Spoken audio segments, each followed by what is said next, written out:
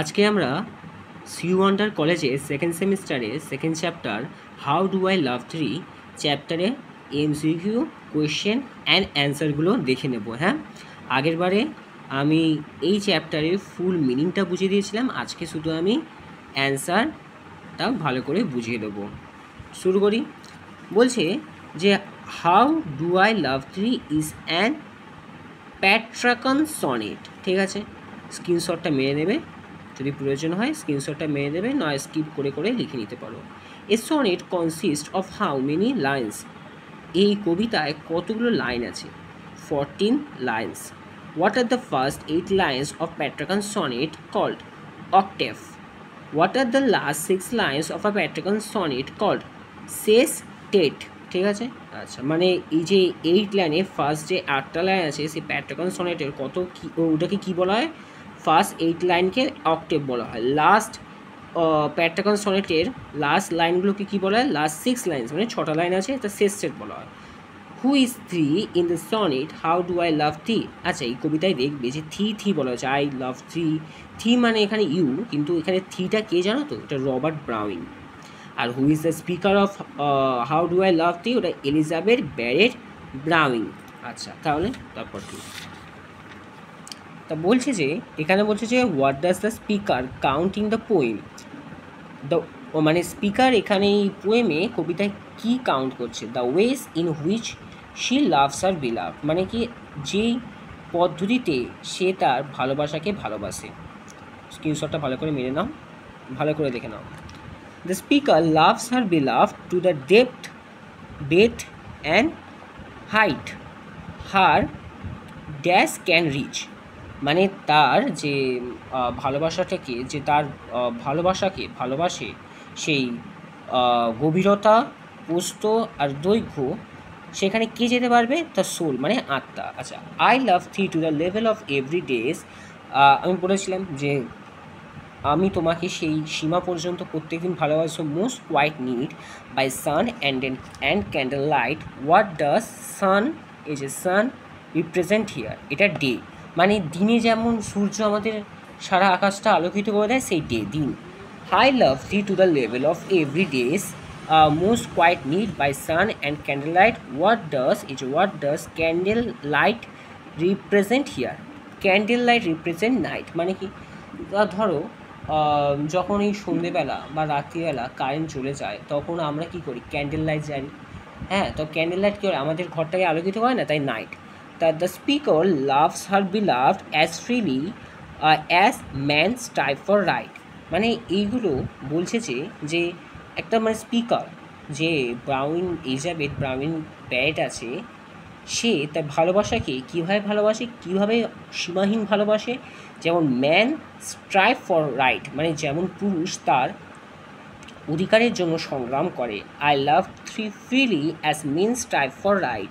What does the speaker compare her love to this line, মানে কি এখানে বলছে যে আমি তোমাকে সেই সীমাহীনভাবে ভালোবাসি।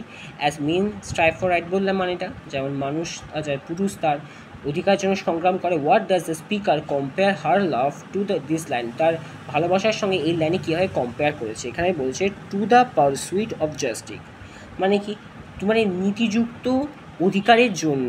ঠিক আছে, justice, to the pursuit of নীতিযুক্ত অধিকারের জন্য, সঙ্গে তুলনা করেছে লাইনেটা।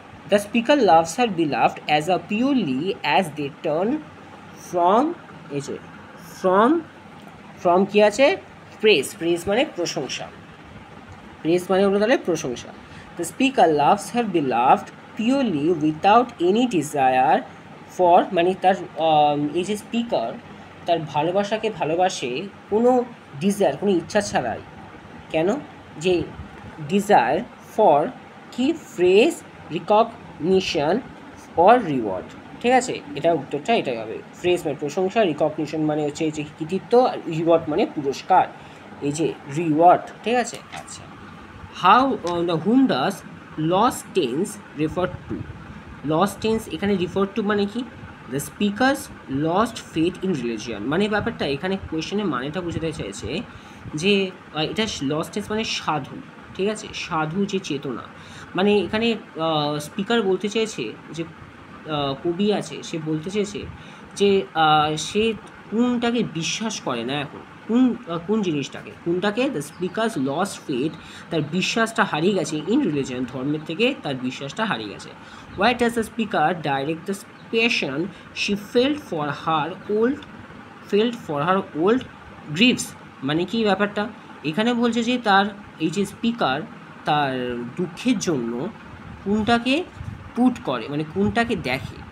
Towards the love for her বিলাভ, মানে কি? টুয়ার্ডস দ্য লাভ, তার ভালোবাসার দিকে, ফর হার বিলাভ, তার ভালোবাসার প্রেমিকের জন্য যে তার ভালোবাসা আছে সেই ভালোবাসাটা দেখে।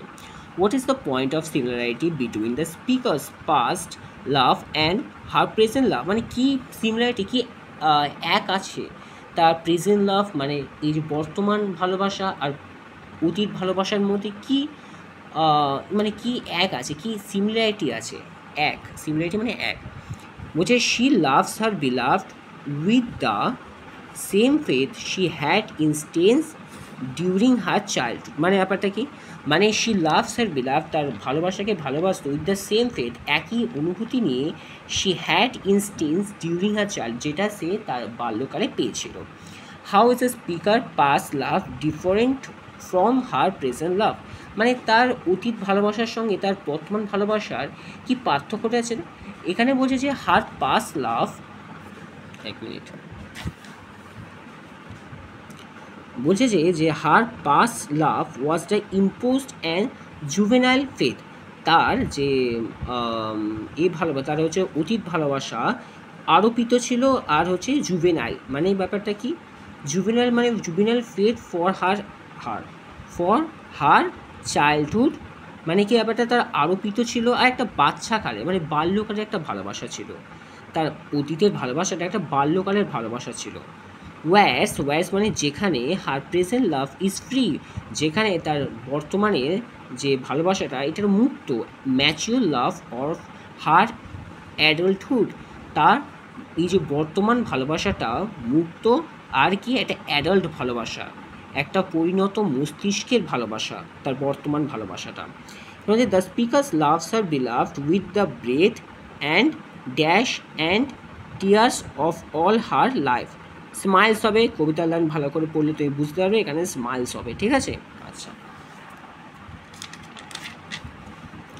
তা এখানে ব্যাপারটা বলছে যে and if dash choose the speaker shall love her beloved even better after death, if dash choose, তাই কবিতার লাইনগুলো ভালো করে পড়বে, আমি কিন্তু আগের ভিডিওতে পুরো কবিতার মানে বুঝিয়ে দিয়েছি, ভালো করে পড়বে, হ্যাঁ? ইফ গড চুজ হবে, ঠিক আছে? আচ্ছা, what does the speaker wish to do after death, মানে এই যে স্পিকার মৃত্যুর পরে কী করার ইচ্ছা প্রকাশ করেছে।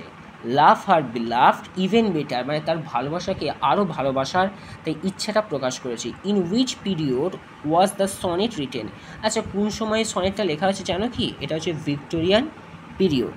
আচ্ছা, হোয়াট ইজ দ্য রিডিমিং স্কিম অফ দ্য অক্টেভ, এই অক্টেভের কি রিডিমটা আছে, স্কিমটা কী আছে জানো? এটা কিন্তু আমরা এই 11-এ পড়েছিলাম শেক্সপিয়ারে, এ এটা হচ্ছে যে অক্টেভে আছে, মানে যে এই প্যাট্রাকান সনেটের ফার্স্ট 8 লাইনটাকে কিন্তু অক্টেভ বলা হয়, সেটা হচ্ছে এ আছে। আচ্ছা, বলেছিলাম না হোয়াট ইজ দ্য রিডিমিং স্কিম অফ দ্য সেট কাকে বলা হয়? এই যে দেখবি কবিতা, এটা তো প্যাট্রাকান সনেটের লাস্ট যে 6টা লাইন সেখানে তুমি দেখতে পাবে, সেই লাইনটাকে সেট, এই যে শেষ স্টেট বলা হয়, শেষ স্টেট লাইনটা কি? এ বি হয়ে গেল। তাহলে আজকে আমি এই সেকেন্ড সেমিস্টারের যে সেকেন্ড চ্যাপ্টার আছে সি ওয়ান্ডার কলেজে কম্পালসারি ইংলিশে how do I love thee এমসিকিউগুলো বুঝিয়ে দিয়েছি। ভালো লাগলে লাইক, কমেন্ট আর সাবস্ক্রাইব করবে। যদি কোনো অসুবিধা হয় তাহলে তুমি আমাকে কমেন্ট করে বলাতে পারো, ঠিক আছে?